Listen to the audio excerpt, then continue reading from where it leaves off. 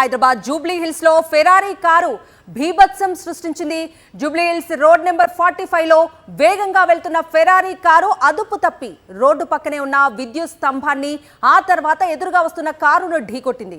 ముందు car break వేయడంతో వెనకాల వచ్చిన కార్లు ఒకదాన్ని ఒకటి ఢీకొన్నాయి.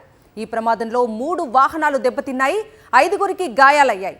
ఫెరారీ కారులో 2 వ్యక్తులు ఉన్నట్లుగా గుర్తించిన పోలీసులు కేసు దర్యాప్తు చేస్తున్నారు.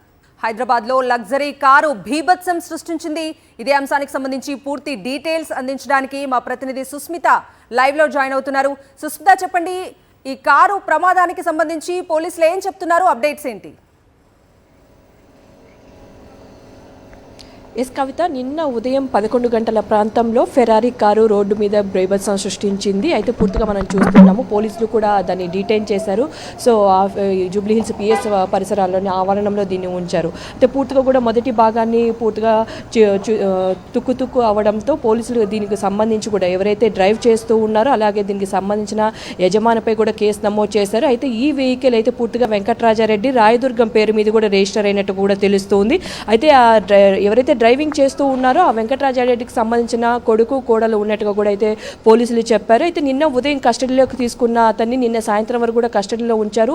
అతని పూర్తిగా కూడా బ్లడ్ శాంపిల్స్ కానీ డ్రగ్ టెస్ట్ అన్ని ప్రతి ఒక్కటి కూడా తీసుకొని అతన్ని బయటికి పంపించి వేసినట్టు కూడా చెప్తున్నారు. ఒకవేళ దాని నుంచి ఓవర్ స్పీడే ప్రస్తుతం ప్రాథమికంగా అయితే తెలుస్తుంది. ఇంకా డ్రగ్ టెస్ట్ ఇవన్నీ వచ్చిన తర్వాత పూర్తి వివరాలు అయితే వెల్లడిస్తామని కూడా చెప్తున్నారు. ఇప్పుడు ప్రాథమిక సమాచారం మేరకు అయితే ఓవర్ స్పీడ్ అని కూడా తెలుస్తుంది.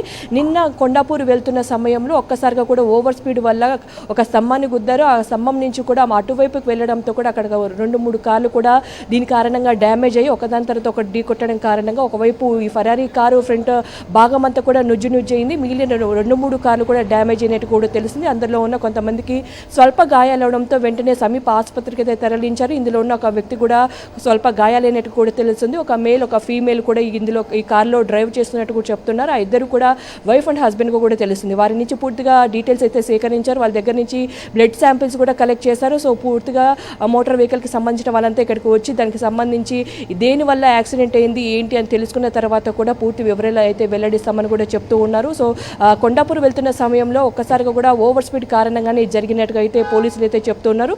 కేసు నమోదు చేసుకున్న పోలీసులు అయితే దర్యాప్తు చేస్తూ ఉన్నారు. Kavitha. Right Sushmita, thank you.